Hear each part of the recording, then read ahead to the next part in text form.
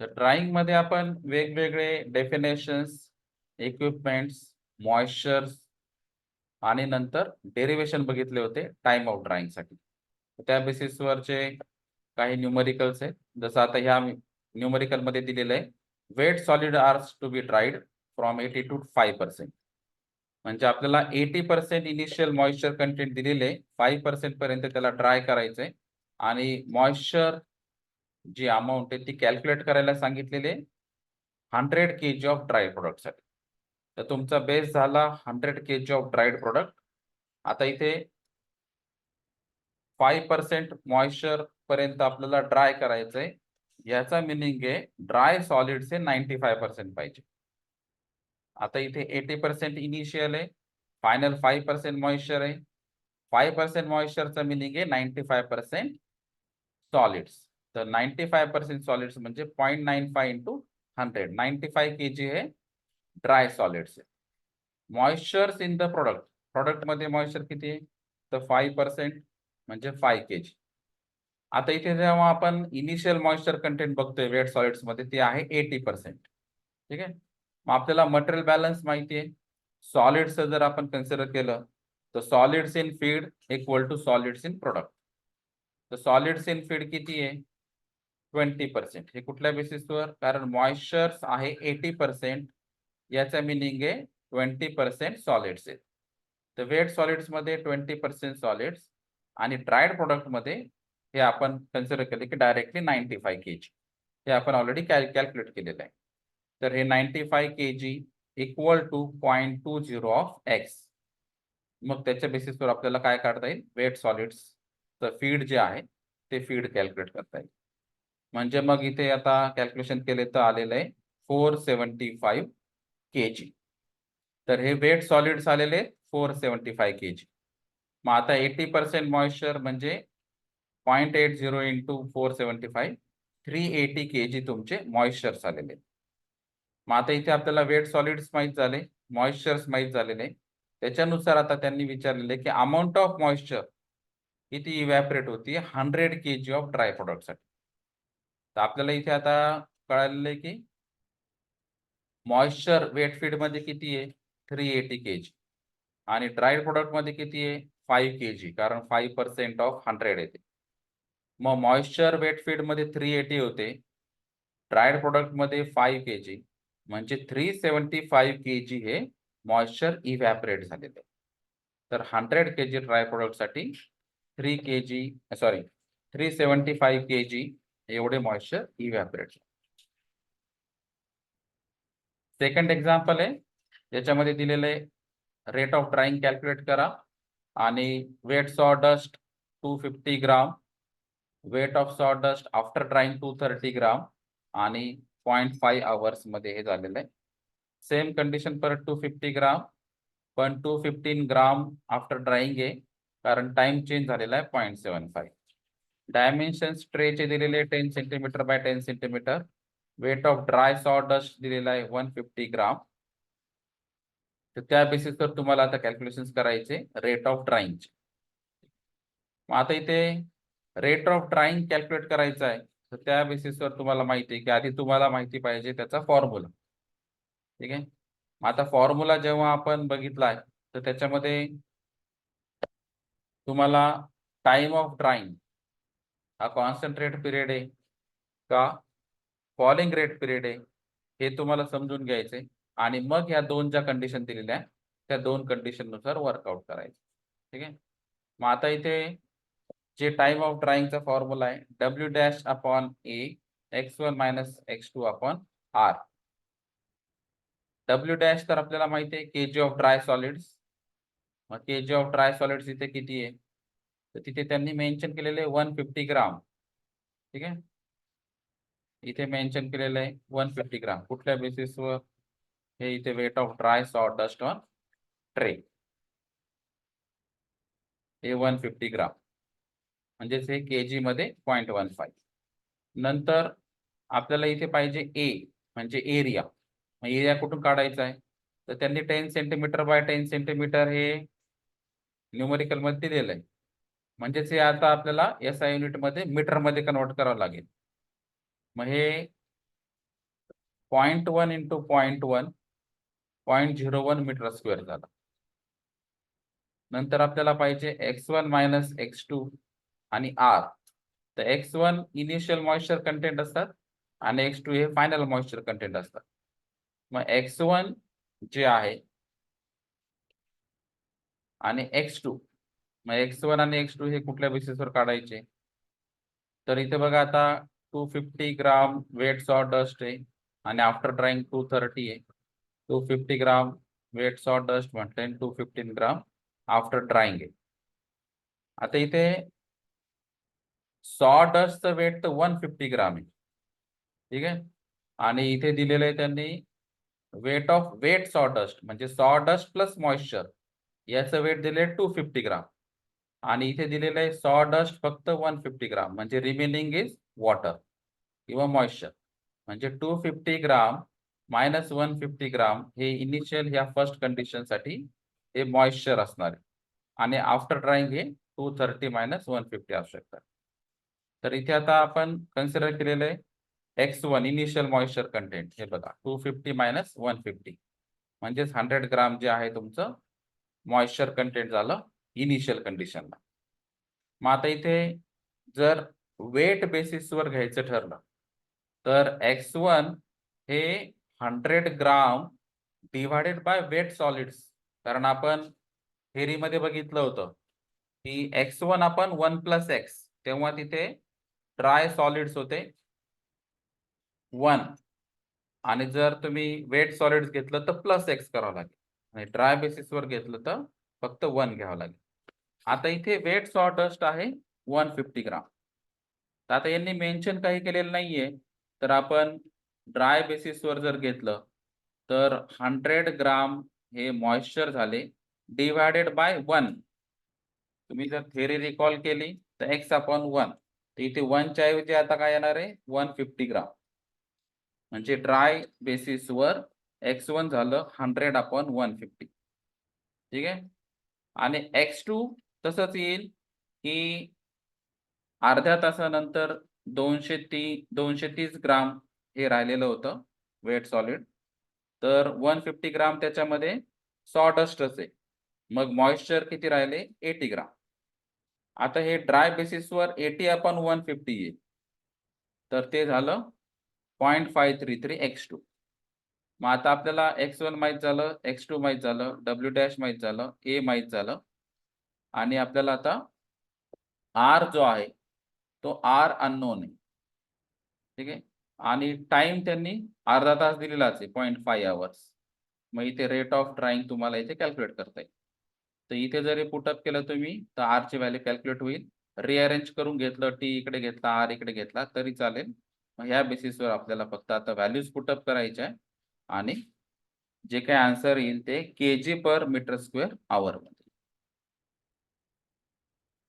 आता सेम असंच तुम्हाला सेकंड कंडिशन साठी दिलेली आहे की 0.75 आवर्स मध्ये 215 ग्राम. कारण पहिली तर कंडिशन 250 ग्राम वालीच होती. आता सेकंड कंडिशन मध्ये काय झालं 230 ग्रामच्या ऐवजी 215 ग्राम आलं. मग इथे 215 ग्राम मायनस 150 ग्राम म्हणजे हे मॉइश्चर. कारण 215 हे सॉडस्ट प्लस मॉइश्चर आहे आणि 150 फक्त सॉडस्ट आहे म्हणजे रिमेनिंग इज मॉइश्चर. मग 65 ग्राम तुमचे मॉइश्चर आले आणि ड्राय बेसिसवर याचा रेशो जर घेतला तर 65 अपॉन 150 म्हणजे x3 जे आले ते 0.433. आता सेम फॉर्म्युला अप्लाय करायचा आहे, पण आता काय झालेलं आहे की x2 च्या ऐवजी x3 कंडिशन येईल. कारण इथे अर्ध्या तासानुसार x2 आलंय, इथे 0.75 आवर्स नुसार x3 आहे आणि त्याच्यानुसार तुम्हाला मग t हा 0.75 करावा लागेल, x3 हा 0.433 करावा लागेल. त्याच्यानुसार रेट चेंज झालाय आणि तो आता 4.194 kg पर मीटर स्क्वेअर आला. थर्ड एक्झाम्पल आहे ज्याच्यामध्ये दिलेलं आहे की वेट सॉलिड्स 35% टू 10% मॉइश्चर पर्यंत ड्राइंग करायचे. कॉन्स्टंट ड्राइंग कंडिशन दिलेली आहे. टाइम पिरियड दिलेला आहे 5 आवर्स, ठीक आहे. तर इनिशियल मॉइश्चर कंटेंट आहे 35%, फायनल मॉइश्चर कंटेंट आहे 10%. टाइम पिरियड दिलेला आहे 5 आवर्स. इक्विलिब्रियम मॉइश्चर कंटेंट म्हणजेच एक्स स्टार जे आपल्याला काढायचे ते दिलेले आहे समजा 4%. क्रिटिकल मॉइश्चर कंटेंट म्हणजे Xc 14%. Estimate the time required to dry the solids to 6%. म्हणजे इनिशियली त्यांनी सांगितलंय की 35 ते 10% ड्राइंग करायसाठी 5 तास लागत आहे. तर त्याच्याऐवजी आता 10%च्या ऐवजी 6% जर पर्यंत ड्राइंग करायचं असेल तर टाइम पिरियड किती लागणार आहे. तर हा प्रॉब्लेम समजून घ्या आधी. आणि सगळं मेन्शन केलंय की all moisture content are on the wet basis. आता हे इथं क्लिअर मेन्शन केलंय की हे वेट बेसिसवर तुम्हाला कॅल्क्युलेशन्स करायचे. ठीक आहे.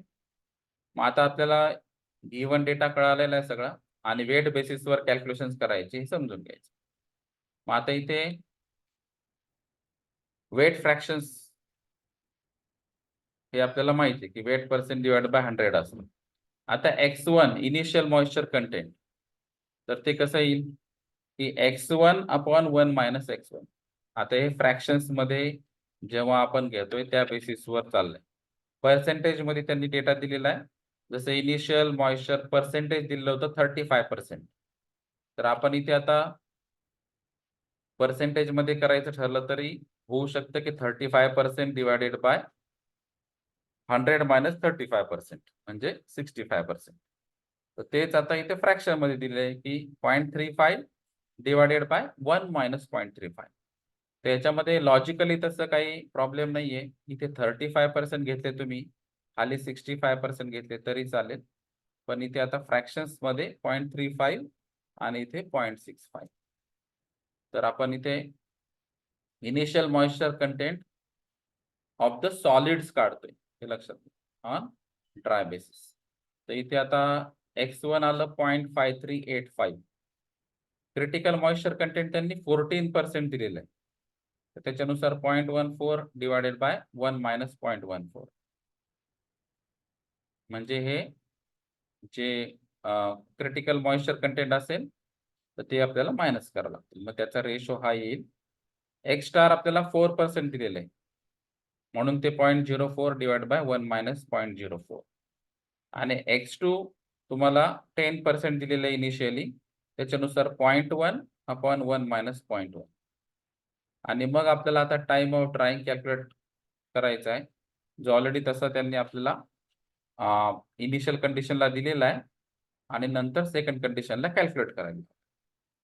मग आता जर तुम्ही x1 x2 x स्टार आला याचा मीनिंग हे समजून घ्या की रेट ऑफ ड्राइंग कर्व मध्ये x स्टार हा फॉलिंग रेट पिरियडचा एंड पॉइंट आहे. ठीक आहे. xc पण आला इथे आणि x1 x2 पण आलाय म्हणजे constant rate period plus falling rate period दोन्ही पण आलेले. म्हणून इथे टाइम ऑफ ड्राइंग हा TC प्लस TF आला. ज्याचा फॉर्म्युला आपल्याला माहिती W dash upon ARC in bracket x1 minus xc plus W dash upon ARC xc minus x star ln of xc minus x star upon x2 minus x star. तर इथे आपल्याला जे काही values आपण आता बघितलेल्या आहे त्या सगळ्या व्हॅल्यूज इथे पुटअप करता येईल आणि त्या बेसिसवर जे कॅल्क्युलेशन्स आहेत ते वर्कआउट करता येईल. तर आता इथे हाच फॉर्म्युला फक्त इथे त्या फॉर्म मध्ये मेन्शन केलाय. जसं आता आपल्याला x1 माहिती आहे, xc माहिती आहे, xc माहिती आहे, x स्टार माहिती आहे. हे सगळ्या व्हॅल्यूज पण आपल्याला माहिती आहे. W डॅश अपॉन ARC हे इथे त्यांनी दिलेलं नाहीये पण हे सगळ्या गोष्टी 5 तासात झाल्या हे त्यांनी मेन्शन करून दिलेलं आहे. कारण आपण 35 to 10% बघतोय. मग आता इथे 5 equal to W dash upon ARC आणि हा ब्रॅकेट सॉल्व्ह होईल आणि W डॅश अपॉन ARC ची व्हॅल्यू कॅल्क्युलेट करता येईल. ठीक आहे. मग आता इथे व्हॅल्यू कॅल्क्युलेट झाली W डॅश बाय ARC. हे कॅल्क्युलेशन कशासाठी करायचंय कारण त्यांनी केस 2 मध्ये आपल्याला टाइम कॅल्क्युलेट करायला लावलाय आणि पर्सेंटेज चेंज करून टाकले. म्हणजे आता 35 to 10% जे होतं त्याच्याऐवजी 35 to 6% सांगितलं. म्हणून आता सेकंड केस मध्ये x2 हा चेंज झालाय 6% नुसार. तो 6% बाय 94% असं घेऊ शकता किंवा 0.06 अपॉन 0.94 घेऊ शकता. मग त्या बेसिसवर x2 आला 0.0638 आणि सेम फॉर्म्युला करायचा आपल्याला. बाकी फॉर्म्युल्यामध्ये चेंज काहीच नाहीये पण डब्ल्यू डॅश ARC ची व्हॅल्यू आपल्याला इथे माहित झालेली आहे. x1 सेम असणार आहे, x3 सेम असणार आहे, x2 फक्त चेंज झालाय. तर ही x2 ची व्हॅल्यू इथे पुटअप करायची आणि टाइम कॅल्क्युलेट करायचा. याचा सरळ मिनिंग आहे बघा, 35 to 10% करताना 5 आवर्स लागले, 35 to 6% करताना आपल्याला 6.56 आवर्स लागणार. तर हे लॉजिकली पण समजून घ्यायचं की 10 पेक्षा कमी पर्सेंटेज मॉइश्चर गेलंय म्हणजे मॉइश्चर रिमूव्हल जास्त झालंय. तर 5 पेक्षा जास्तच आन्सर येणार हे क्लिअर आहे. तर ते आपलं आलेलं आहे आता 6.56. आता इथे हा एक आहे की 100 kg त्यांनी बॅच दिलेली आहे. 30% टू 16% हे मॉइश्चर रिमूव्ह करायला सांगितलंय. टेम्परेचर दिलेलं आहे आणि वेलॉसिटी पण दिलेली आहे 1.8 मीटर पर सेकंद. Constant rate of drying condition दिलेली आहे 0.7 10⁻³ म्हणजे कॉन्स्टंट रेट पिरियड देऊन ठेवलाय त्यांनी आणि critical moisture content percentage form मध्ये दिलेले 15%. टाइम रिक्वायर्ड कॅल्क्युलेट करायला सांगितलेला आहे. ड्राइंग सरफेस पर देऊन ठेवलेला आहे ड्राय कंडिशन मध्ये, कारण मीटर स्क्वेअर पर केजी ड्राय वेट. ठीक आहे. मग आता इथे आपल्याला इनिशियल मॉइश्चर कंटेंट त्यांनी दिलेले 30%, फायनल दिलेलं आहे 16%, क्रिटिकल सांगितलंय 15%. आता या डेटावरून आपल्याला कळलं पाहिजे की 30 to 16%. ठीक आहे, 30 to 60 आणि क्रिटिकल मॉइश्चर आहे 15%. याचा मिनिंग आहे क्रिटिकल मॉइश्चरच्या राईट हँड साइडला फायनल मॉइश्चर कंटेंट, म्हणजे हे कॉन्स्टंट रेट पिरियड आहे. हे तुम्हाला रेट ऑफ ड्राइंग कर परत थेरी मधलं रिकॉल करा. B to C. तर बी समजा पॉइंट आहे तुमचा इनिशियल 30% आणि फायनल मॉइश्चर आहे 16% आणि क्रिटिकल आहे 15%. तर क्रिटिकल सी पॉइंट जो आहे तो 15% आला, तर त्याच्या राईट हँड साइडलाच फायनल मॉइश्चर कंटेंट आहे. म्हणजे 30 to 16 हा जो पार्ट आहे हा कॉन्स्टंट रेट पिरियड मधला आहे. म्हणून तुम्हाला इथे टाइम कॅल्क्युलेशन साठी फक्त कॉन्स्टंट रेट पिरियडचा फॉर्म्युला यूज करायचा. तर हे लक्षात आलं पाहिजे. मग कॉन्स्टंट रेट पिरियडचा formula simple T = W dash upon ARC into x1 minus x2. x1 आणि x2 तुम्ही ह्या पर्सेंटेज वरून कॅल्क्युलेट करू शकता. W डॅश आणि A हे सुद्धा तुम्हाला दिलेलं आहे. RC सुद्धा दिलेला आहे. टाइम कॅल्क्युलेट करता येईल. जसं इथे आता x1 हा 30% नुसार 30/70% किंवा 0.3/0.7 कॅल्क्युलेट करता येईल. x2 हा 16% आहे म्हणजे 0.16 अपॉन 1 मायनस 0.16. नंतर त्यांनी दिलेलं आहे A/W डॅश 0.03. आता हे कशावरून आलं? मीटर स्क्वेअर पर केजी ड्राय सॉलिड असं मेन्शन केलंय ना. तर मीटर स्क्वेअर हे एरियाच आहे, केजी ऑफ ड्राय सॉलिड्स हे W डॅशचं आहे. तर A/W डॅश ची व्हॅल्यू दिलेली आहे त्यांनी इनडायरेक्ट. म्हणजेच हे W डॅश बाय A केलं तर त्याचा रेसिप्रोकल. आणि RC जो आहे तो RC दिलेला आहे त्यांनी या युनिटमध्ये KG per metre square second. तर आपल्याला हे टाइम हा आवर्स मध्ये कॅल्क्युलेट करायचा आहे ना. मग इथे पर सेकंदचं तुम्हाला आवर्स करावं लागेल. तर त्याच्यानुसार आपल्याला माहिती आहे की 1 hour = 3600 सेकंड्स. मग सेकंड्सचा आवर करायचंय म्हणजे 1/3600. मग ते न्यूमरेटर मध्ये घेताना ते मल्टिप्लाय होऊन जाईल. म्हणून ही व्हॅल्यू इंटू 3600 हे आवर्स मध्ये येईल आणि ही त्याची व्हॅल्यू राहील. मग ह्या व्हॅल्यू सगळ्या तुम्हाला इथे बेसिक फॉर्म्युल्यामध्ये पुटअप करायच्या आणि कॅल्क्युलेट करायचं. मग हा टाइम आला 3.15 आवर्स.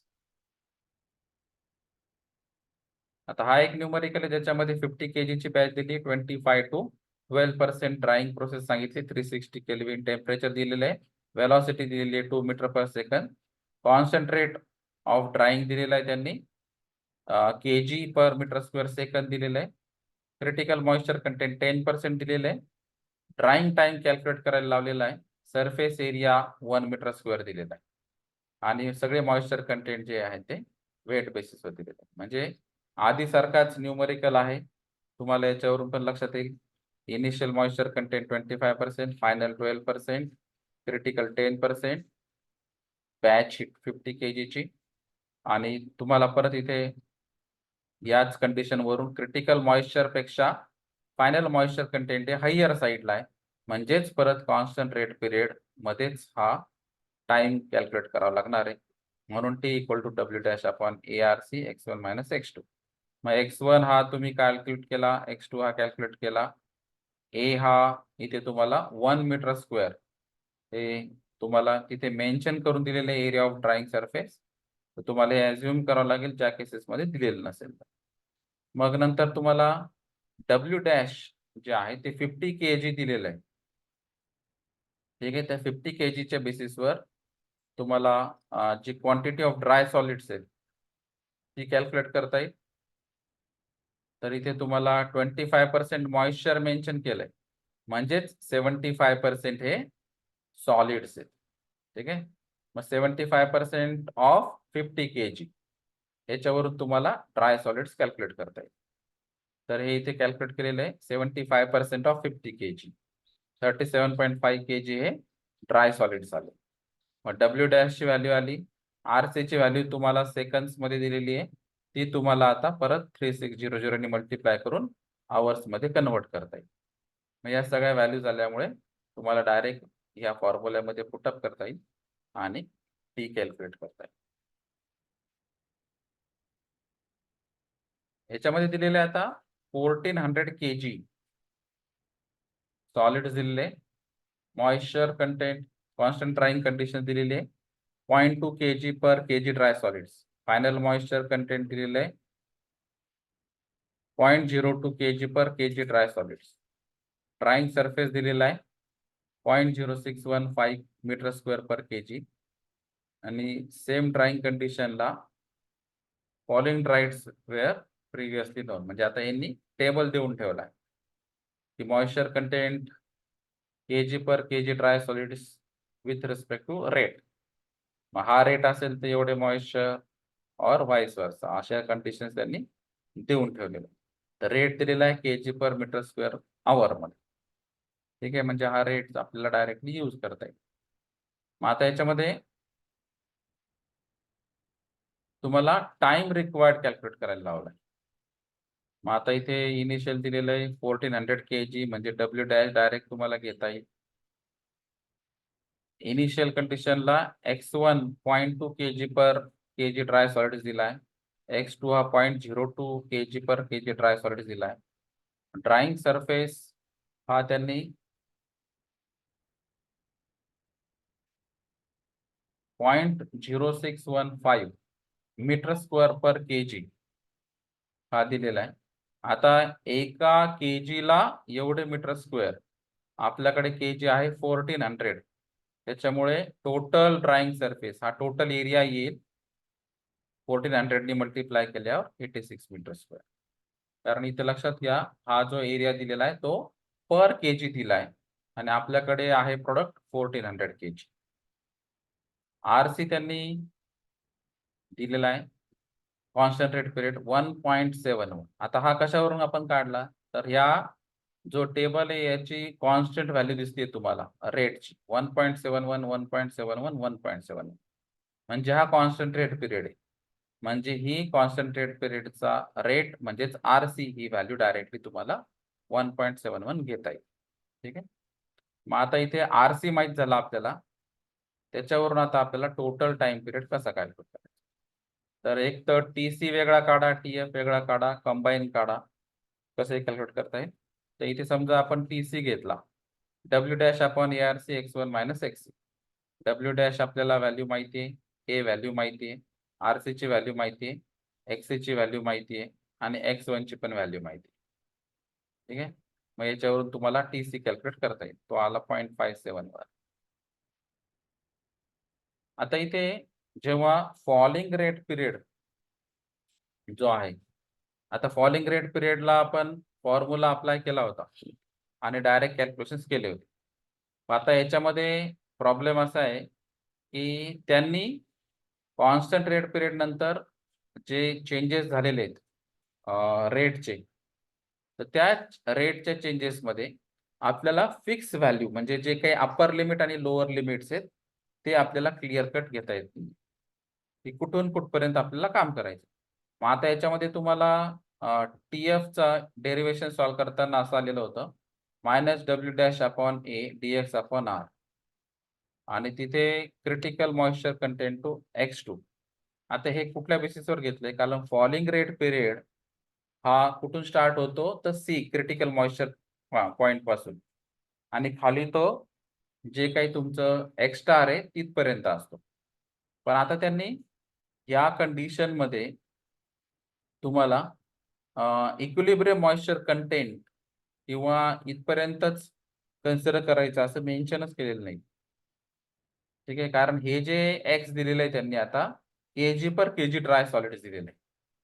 तर आधी जर तुम्ही x1, x2, x* xc पर्सेंटेजमध्ये जेव्हा होते, तेव्हा आपण ते डायरेक्ट फ्रॅक्शन्समध्ये कन्व्हर्ट करून Tc+Tfचा फॉर्म्युला अप्लाय करून टाकला होता.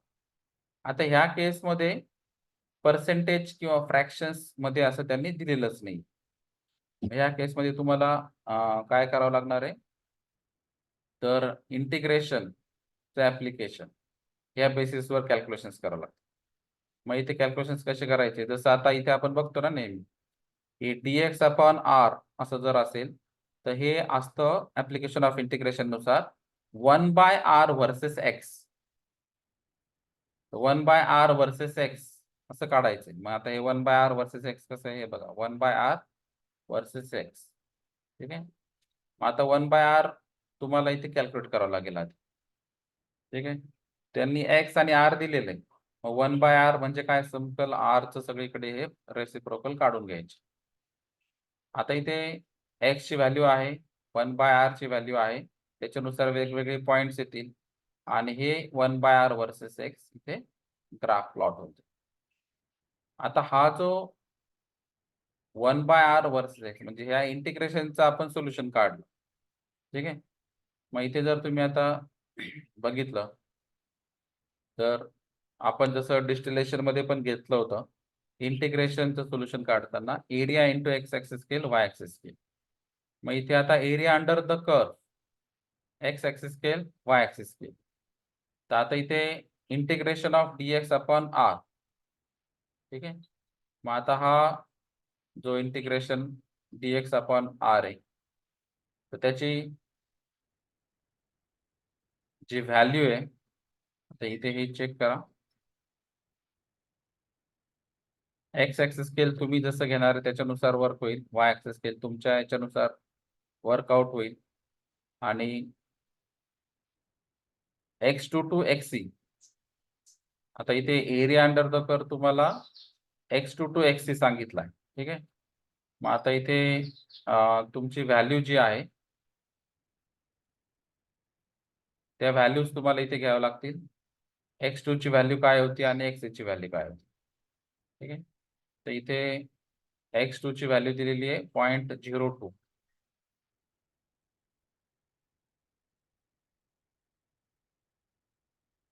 आणि xc ची व्हॅल्यू आहे 0.14.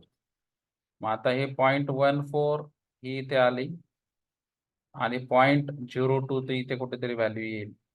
तर या दोन पॉइंटच्या मध्ये एरिया अंडर द कर्व तुम्हाला काउंट करावं लागेल आणि जे काही एरिया येईल, जसं आपण रेलेस इक्वेशन डिस्टिलेशन मध्ये केलं होतं, की 1 centimetre square equal to 1 centimetre by 1 centimetre. इथे काउंट केला होता 1. तसंच 1, 2, 3, 4 जे काही असेल आणि समजा इथे फ्रॅक्शन्स मध्ये आलं, तर ते 1 चा 0.1 असे फ्रॅक्शन्स तुम्हाला ॲडिशन करून घ्यावं लागतील आणि इथे एरिया कॅल्क्युलेट करावा लागेल.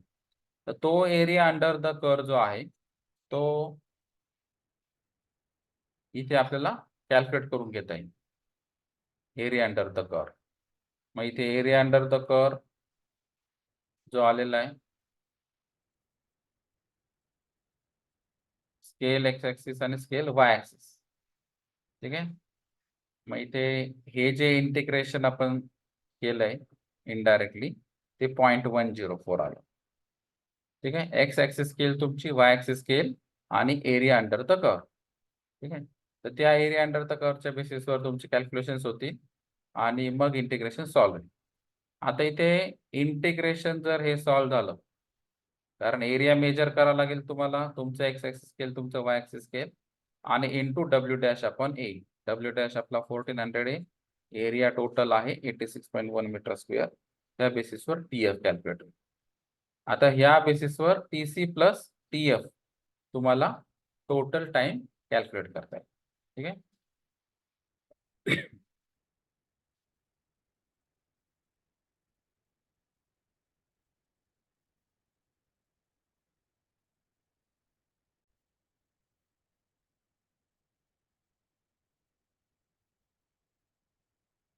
नंतर ह्या न्यूमेरिकल मध्ये 67 to 25% मॉइश्चर्स रिमूव्ह करायचे.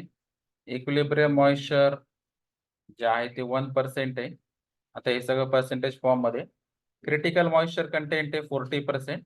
Rate of drawing concentrate period साठी दिलेला आहे 1.5 kg पर मीटर स्क्वेअर आवर. आणि ड्राईंग टाइम जो आहे तो कॅल्क्युलेट करायला लावलाय. ड्राईंग सरफेस दिलेला आहे. तर हे याच्या आधी पण असाच प्रॉब्लेम होता. पर्सेंटेजचा आपल्याला फ्रॅक्शन्स मध्ये रेशो मध्ये कन्वर्ट करून घ्यायचं.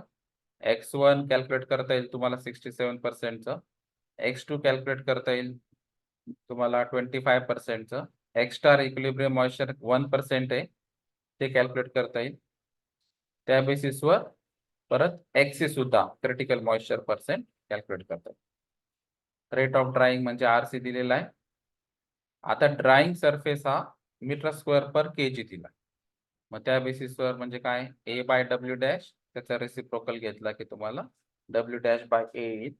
आणि direct time required for drawing जो आहे तो तुम्हाला कॅल्क्युलेट करता येईल. आता इथे तुम्ही जर बघितलं तर x1, x2 आणि एक्स स्टार या व्हॅल्यूज वरून तुम्हाला कळलं पाहिजे की टाइम पिरियड कशाचा काढायचा.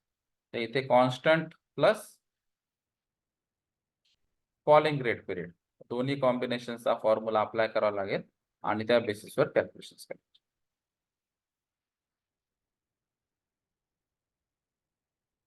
आता इथे दिलेला आहे स्लॅब एरिया देऊन ठेवला, इनडायरेक्टली डायमेन्शन दिलेले आहेत.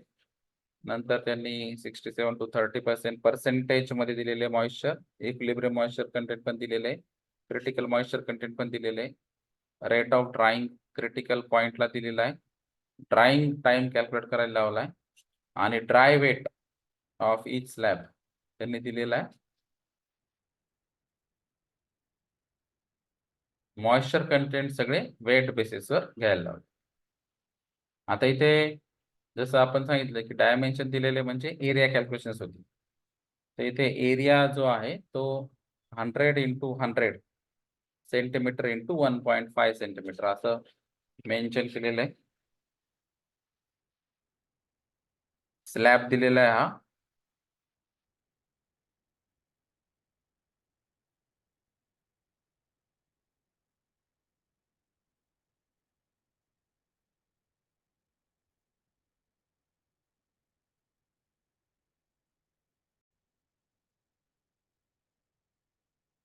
तर इथे स्लॅबचे जे डायमेन्शन आहे ते 100 by 100 सेंटीमीटर आहे आणि 1.5 सेंटीमीटर आहे.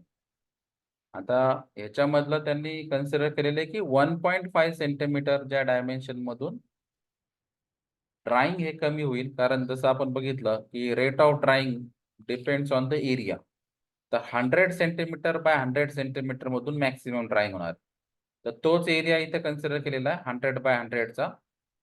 आणि इथे 100 by 100चे जे काही स्लॅब म्हटले, तर स्लॅब मधून म्हणजे तुम्हाला दोन फेसेस मधून जे 100 by 100चे त्या दोन फेसेस मधूनच मेजर तुमचं ड्राईंग होणार आहे. म्हणून इथे 100 by 100 सेंटीमीटर्स हा एरिया झाला आणि दोन स्लॅब आहे. हे इथे पेन्सिलनं केलेलं कन्सिडर करू नका. तर दोन स्लॅब आहेत. तर त्या दोन स्लॅब नुसार 2 into 100 by 100 सेंटीमीटर स्क्वेअर म्हणजे 10⁴ जे आहे ते कन्सिडर करावं लागेल हा एरिया. आणि दोन स्लॅबमुळे तो डबल झाला. तर हे मीटर स्क्वेअर मध्ये कन्वर्ट करताना तुम्हाला 2 मीटर स्क्वेअर हा त्याचा एरिया आला. ठीक आहे. नंतर डब्ल्यू डॅश जो आहे तुमचा तो त्यांनी दिलेलाच आहे की dry weight of each slab is 2.5 kg. X हा वेट फ्रॅक्शन ऑफ मॉइश्चर आहे. तर इथे आता मॉइश्चर मध्ये दिलेलं आहे त्याच्यामुळे तुम्हाला 67% इनिशियल मॉइश्चर कंटेंट आहे, तर ते X1 कॅपिटल X1 मध्ये कन्वर्ट होऊन जाईल. नंतर फायनल मॉइश्चर कंटेंट आहे 30% आहे, ते पण कन्वर्ट होतील. नंतर इक्विलिब्रियम मॉइश्चर कंटेंट आहे, ते पण कन्वर्ट करता येतील आपल्याला. क्रिटिकल मॉइश्चर कंटेंट आहेत, ते सुद्धा कन्वर्ट करता येतील. आणि RC त्यांनी दिलेला आहे 1.5 kg मीटर स्क्वेअर पर मीटर स्क्वेअर आवर. आता इथे X2 ची जी व्हॅल्यू आहे ती आहे 0.30 किंवा 30% आणि X स्टार ची जी व्हॅल्यू आहे